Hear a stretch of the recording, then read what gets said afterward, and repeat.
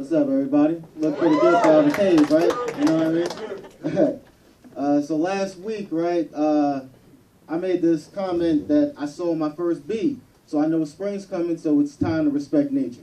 You know what I mean? Because if you look at it, the bees are the only species that will kill themselves just to hurt you. Like they will kamikaze their own life just to fuck your day up. Like they really don't care about nothing, right? But now, after I saw that bee, all I've seen was cold weather, wind, rain. It's gonna snow tomorrow. Fuck nature, all right? Fuck nature until I see my second bee, all right? So, my father is actually retiring this month. Actually next month. He's retiring next month.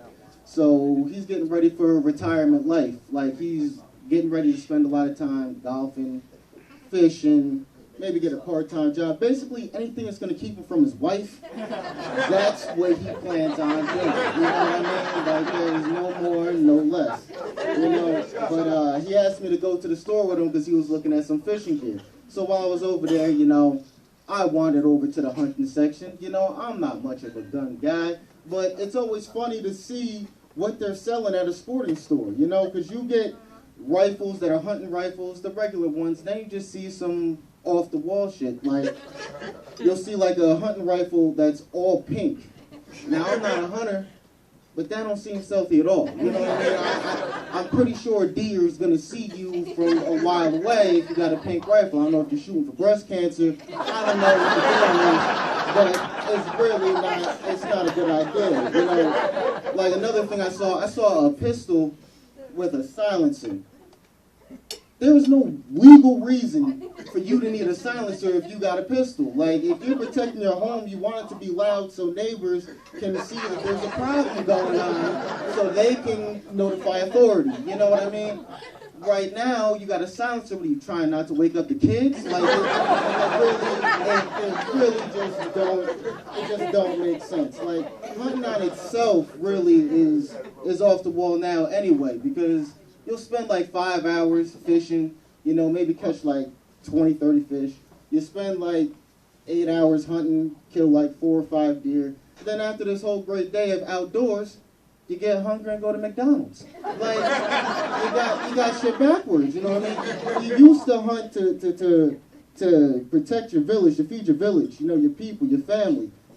And now it's just a sport. Like, we kill for fun. Like that's just like a disrespect just to life itself, in my opinion. But like, I mean, really, for example, all right, here's an example. Black bears.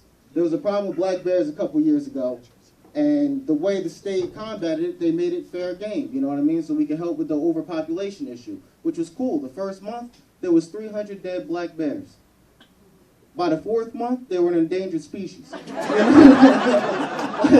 if you give us the order, you know, we just go out and do it. Like, we just that's what America's about, I guess. You know what I mean? Like, we grow up playing Call of Duty. You just give us a target, we're just gonna go for it, whatever. You know, and I mean, other nations, they see that. That's why we don't have to actually worry about people. Like the Pacific, if you gotta attack or evade from the Pacific, you got to deal with California. So you got to deal with all the police. Then you got to deal with the Bloods, the Crips. You know what I mean? The Latins. Like, I mean, if you're evading, we're all on the same side. We're all on the same side. You won't make it to Vegas. I'll tell you that. You ain't making it to Vegas. Like the South. You know how the South is with guns. We don't even got to talk about it. You know what I mean? You know how the South are. And then you got the East Coast. You know, we hold down the Atlantic. We don't have gangs or anything, but we do have the NYPD. Now, I say that because a couple years ago, there was a poll for the highest, the most powerful military in the world. Now, United States was like number 1 up here, you know what I mean?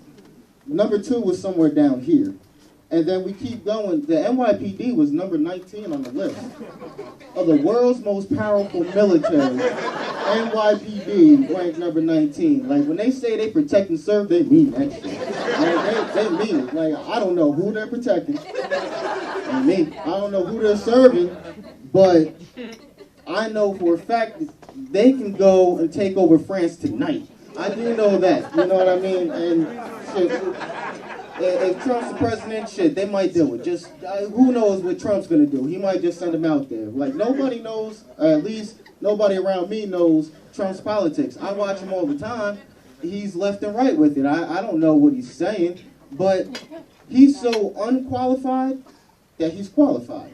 You know what I mean? Like if you think about it, like Ronald Reagan. Ronald Reagan was an actor, right? He was an actor. He had no political ties. He was just an actor. But during the Cold War, when the Soviet Union was like just bumping out nukes and nukes and nukes, like all the time, like that's the only thing that mattered in life, he went on stage in front of the world and told everybody, we got a satellite in space that shoots lasers. And it targets nuclear devices that are at its highest point, and it'll blow up the nuclear device without any casualties. And the whole world believed it. He saved America, you know what I mean? And he was just an actor, you know? I mean, Arnold Schwarzenegger, he's not, you know, he can't even speak English. But he was the governor, you know, only thing he was good for was picking things up and putting them down. He was the best in the world at that shit. And he ended up being the governor of Cali, and, you know, weed's legal out there, so he did a good job.